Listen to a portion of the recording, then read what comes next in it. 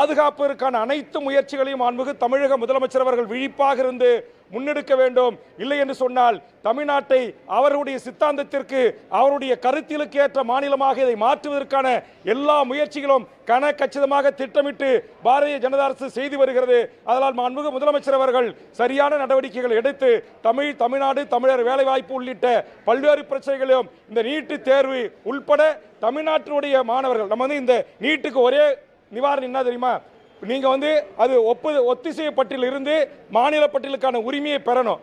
இனி திமுக தலைமையில் ஒன்றியத்தில் கூட்டணி ஆட்சி அமைகின்ற போது முதல் வேலையாக ஒன்றிய அரசு எதையெல்லாம் நம்மிடமிருந்து பறித்ததோ அதை நமக்கு இருக்கிற அதிகாரத்தை கொண்டு நாம் திரும்ப பெறுவதற்கான முயற்சிகளை மேற்கொள்ள வேண்டும் என்கிற எனது வேண்டுகோளை இந்த நேரத்தில் முன்வைத்து பல்வேறு கருத்துக்களை ஆலோசனைகளையும் மாண்புமிகு முதலமைச்சருக்கு வேண்டுகோளாக வைத்திருக்கிறேன். சரியான நேரத்தில் மிக சரியான ஒரு முடிவெடுத்து இந்த கூட்டத்தை நடத்திய மாண்புமிகு தமிழ்நாடு முதலமைச்சருக்கு தமிழக வாழ்வுரிமை கட்சியின் சார்பாகவும் தமிழர் வாழ்வுரிமை கூட்டமைப்பின் சார்பாக நன்றி சொல்லி இந்தியாவிற்கே வழிகாட்டியாக வரலாற்று சிறப்புமிக்க தீர்ப்புகளை உச்சநீதிமன்றத்தில் பெற்றிருக்கிற மாண்புமிகு தமிழ்நாடு முதலமைச்சர் அவர்களுக்கும் மூத்த வழக்கறிஞர் வில்சன் உள்ளிட்ட நம்முடைய திராவிட முன்னேற்ற கழகத்துடைய வழக்கறிஞர் பெருமக்களுக்கும் தமிழ்நாடு தலைமைச் செயலாளருக்கும் நான் நன்றி கூறுகிறேன். காரணம், இந்த 10 மசோதாவில் இன்றைக்கு தானாகவே இது சட்டமாகும் என்கிற அறிவிப்பு, அதுபோன்று இந்தியாவில் இருக்கிற பிற மாநிலங்கள் போட்ட வழக்குகள் எல்லாம் தமிழ்நாட்டுக்கு கூறிய இதே தீர்ப்பு பொருந்தும் என்று நீதியரசர் அறிவித்தது என்ற அடிப்படையில் இந்தியாவிற்கு அனைத்து மாநிலங்களுக்கு வழிகாட்டியான வரலாற்று சிறப்புமிக்க தீர்ப்பை பெற்றுத்தந்த